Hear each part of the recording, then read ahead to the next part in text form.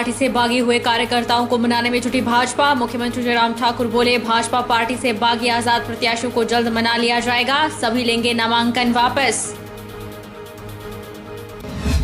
केंद्रीय मंत्री ने भोरंज विधानसभा क्षेत्र के भाजपा प्रत्याशी के पक्ष में किया चुनावी प्रचार। कांग्रेस पर बोला हमला, कहा कांग्रेस राष्ट्रीय अध्यक्ष को कांग्रेस का इतिहास बताने की जरूरत नहीं। फिर एक साथ नजर आए मंत्री महेंद्र सिंह ठाकुर, उनका बेटा और बेटी। नाराज चल रही वंदना गुलेरिया ने भाई के पक्ष में किया प्रचार, बोली मिलकर करेंगे धर्मपुर विधानसभा क्षेत्र का विकास। और 3 से 8 नवंबर तक आयोजित होगा अंतर्राष्ट्रीय रेणुका मेला। मुख्य सचिव आर.डी. धीमान करेंगे मेले का शुभारंभ, राज्यपाल करेंगे समापन। मेले के दौरान हर रोज होगी सांस्कृतिक संध्याएं। नमस्कार, आप देख रहे हैं एचपी 24/7। मैं हूं जनीशा। भारतीय जनता पार्टी से बागी हुए कार्यकर्ताओं को मनाने में भाजपा जुट चुकी है। मुख्यमंत्री जयराम ठाकुर ने कहा कि पार्टी से नाराज चल रहे लोगों को जल्द मना लिया जाएगा और जिन्होंने नामांकन भरा है उनसे बातचीत की जा रही है। उम्मीद है कि 29 अक्टूबर को बहुत से लोग जिन्होंने निर्दलीय नामांकन भरा है वो अपना नामांकन वापस ले लेंगे और भाजपा प्रत्याशी के पक्ष में प्रचार करेंगे। चुनाव के दिनों में स्वाभाविक रूप से बहुत सारे कार्यकर्ताओं की इच्छा होती है कि पार्टी का टिकट उनको मिले, लेकिन उसके बावजूद हमारी पार्टी में एक स्थापित व्यवस्था है कि पार्टी का जो केंद्रीय नेतृत्व प्रदेश नेतृत्व के साथ चर्चा करने के बाद जो निर्णय करता है वो निर्णय अंतिम होता है। और अब की बार भी हिमाचल प्रदेश में जो निर्णय हुए हैं वो पार्टी के केंद्रीय नेतृत्व के साथ चर्चा करने के बाद जो अंतिम हुए हैं वो सब लोगों ने नॉमिनेशन फाइल किए हैं। लेकिन ये भी बात सत्य है कि कुछ साथियों ने, कुछ पार्टी के कार्यकर्ताओं ने और लोगों ने भी नॉमिनेशन फाइल किए हैं। हम उन कार्यकर्ताओं के साथ संपर्क में हैं, संवाद में हैं, बातचीत कर रहे हैं और बहुत जगह हम उसमें सफल हो गए हैं जहां उन्हें इंडिपेंडेंट कैंडिडेट यानी निर्दलीय उम्मीदवार के नाते अपना नॉमिनेशन फाइल किया था। मुझे उम्मीद है कि 29 तारीख जिस दिन विड्रॉल की डेट है उस दिन बहुत सारे ऐसे लोग जिन्होंने निर्दलीय पार्टी के कार्यकर्ता होने के बावजूद फॉर्म भरे वो वापस लेंगे और भारतीय जनता पार्टी के प्रत्याशी जो पार्टी के केंद्रीय नेतृत्व द्वारा घोषित हैं उनके लिए प्रचार करेंगे, काम करेंगे। और इसी तरह से मैं देख रहा था कि मंडी में भी हमने कुछ लोगों से बातचीत की है, मंडी जिले के अंतर्गत करसोग विधानसभा क्षेत्र में भी और कुल्लू विधानसभा क्षेत्र के अंतर्गत भी और किन्नौर में भी, सब जगह हमने बातचीत की है और चर्चा करने के बाद सार्थक परिणाम उसमें दिखने को मिल रहे हैं। और 29 तारीख तक हम सभी इसी तरह से सब साथियों को मनाने में, सबको काम में जुटाने में हम सफल हो जाएंगे, ऐसा मुझे पूरा भरोसा है। साल 2022 के विधानसभा चुनाव के लिए भाजपा नए प्रयोग के साथ इतिहास रचने जा रही है। भाजपा 30 अक्टूबर को सभी 68 विधानसभा क्षेत्रों में एक साथ विशाल जनसभा कर प्रदेश में शक्ति प्रदर्शन करने की तैयारी में है।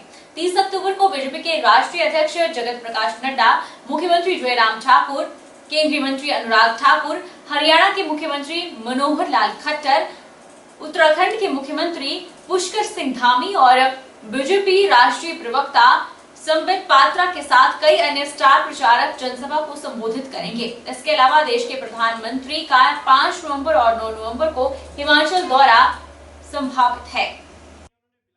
पार्टी के प्रचार प्रसार के कार्यक्रम हो रहे हैं और एक भारी जन समर्थन भारतीय जनता पार्टी को मिल रहा है।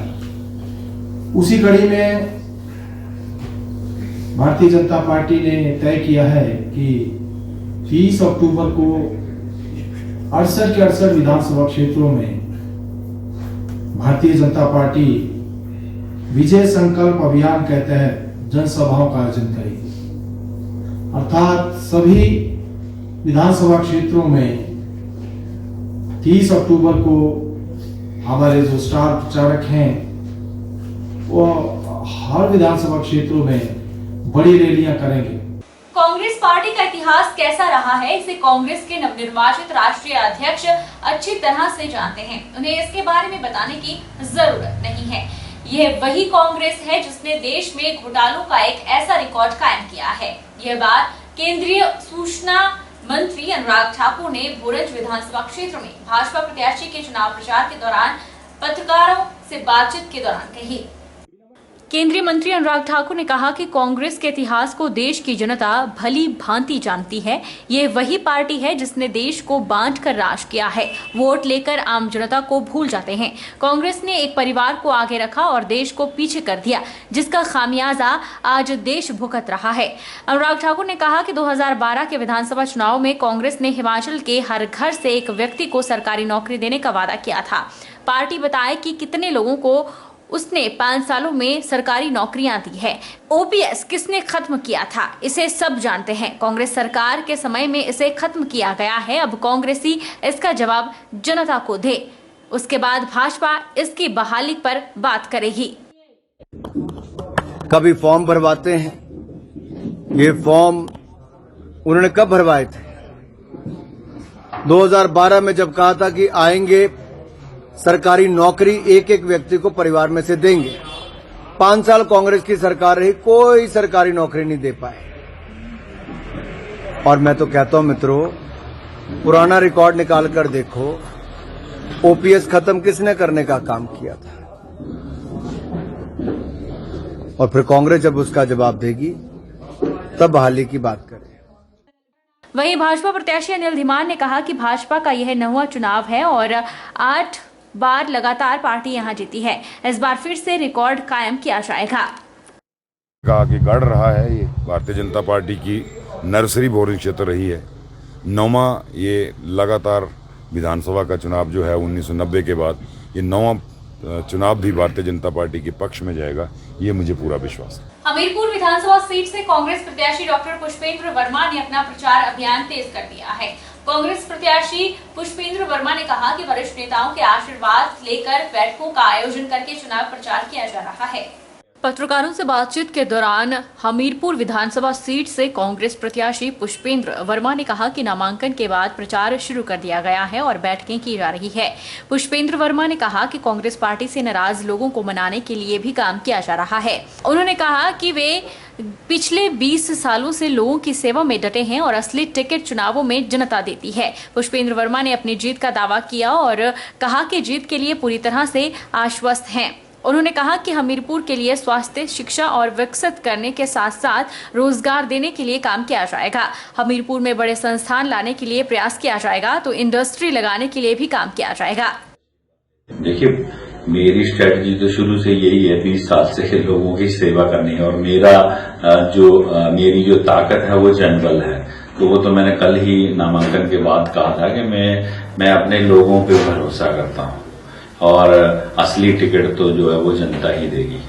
हमीरपुर के लोगों के लिए ये संदेश देना चाहता हूँ कि हमीरपुर के लिए मेरा जो विजन है वो विजन है स्वस्थ, शिक्षित और विकसित और रोजगार हमारे युवाओं के लिए।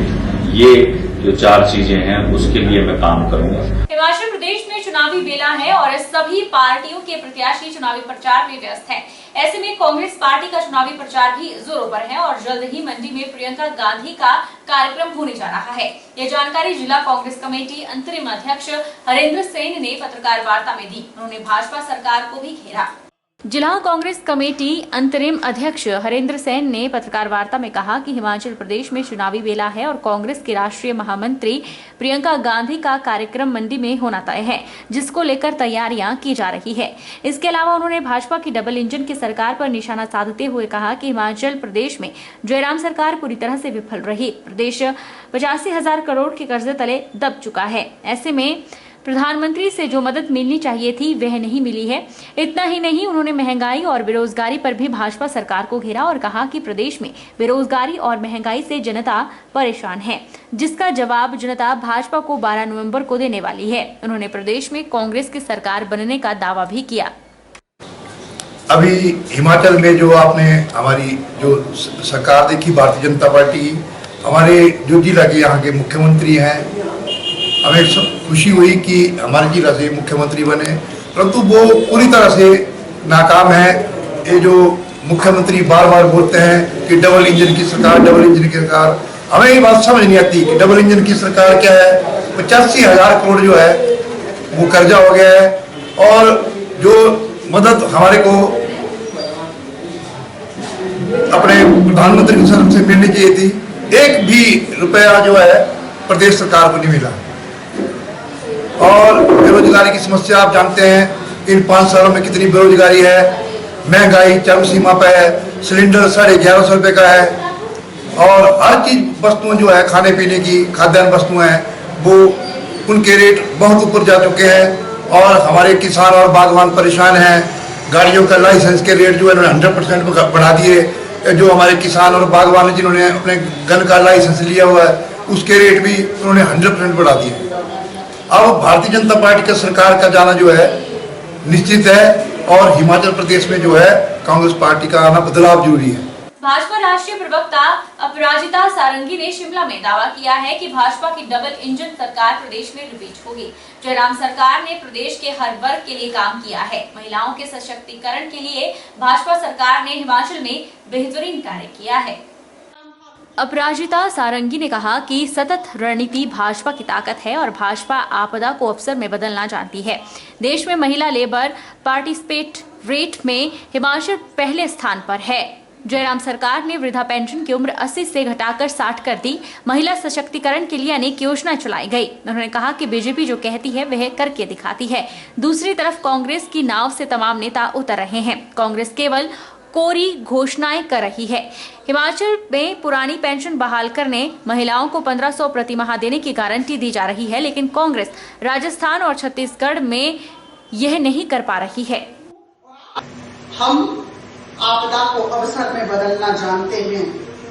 हम लोगों को साथ लेकर चलना जानते हैं।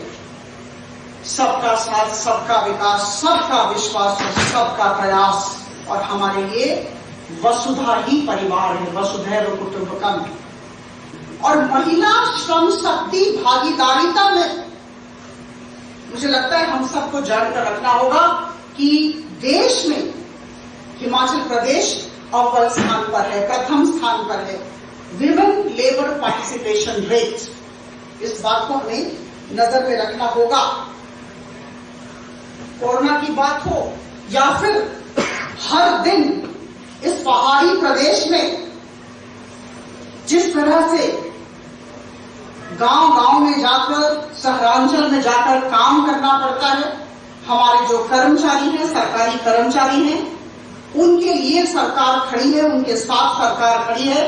आंगनबाड़ी कर्मियों का मानदेय बढ़ाया गया है। 4,500 रुपए से 9,000 रुपए कर दिए गए हैं। आप सबको ज्ञात है। वक्त चला है छोटे से ब्रेक का।